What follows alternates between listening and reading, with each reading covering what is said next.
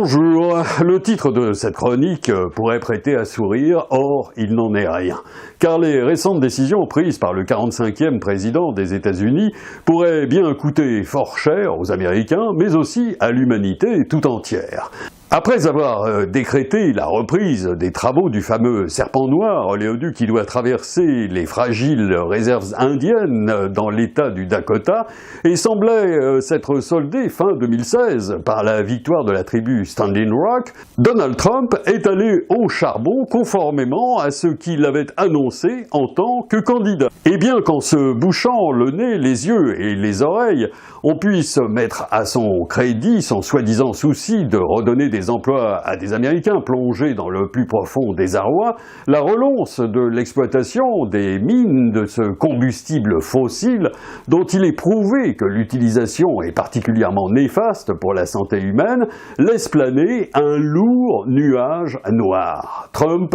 qui se montre déterminé à lutter contre la politique environnementale développée par son prédécesseur, n'a d'ailleurs pas hésité à nommer à la tête de l'EPA un climato-sceptique de longue date. Toutefois, cet homme à la tête de la première puissance mondiale s'est néanmoins rendu compte qu'en voulant supprimer l'Obamacare qui donnait accès aux soins à des dizaines de millions d'Américains privés de couverture santé, il se heurtait à ce que la démocratie a encore de pouvoir de dire, y compris dans son propre camp, non. Toujours est-il qu'en annulant mardi par décret une bonne partie des réglementations contre le réchauffement climatique mises en place par Barack Obama et en soutenant la production d'énergie fossile sur le sol américain, Donald Trump a provoqué irritation et réactions gazeuses. Laurent Fabius, ancien ministre des Affaires étrangères, également président de la COP21,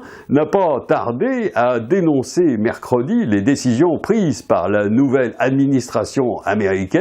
en matière de lutte contre le réchauffement climatique, estimant qu'il s'agissait là d'un recul grave. On aimerait d'ailleurs que les 140 autres pays qui ont signé à Paris le 12 décembre 2016 l'historique accord mondial sur le climat fassent entendre leur voix. Le texte fixe en effet clairement le cadre d'engagement politique, économique et financier avec l'objectif de contenir la hausse de la température moyenne de la planète nettement en dessous des 2 degrés en 2100 par rapport au niveau pré-industriel, sans suivre l'impressionnante fonte des glaciers et les dangers liés aux émanations de méthane du permafrost récemment mises en évidence par des scientifiques, on est en droit de s'interroger sur les décisions qui ont été prises. Car si le président des États-Unis cherche à privilégier la relance d'industries polluantes, on finit par se demander à quoi sert la Silicon Valley, porteuse d'innovations remarquables,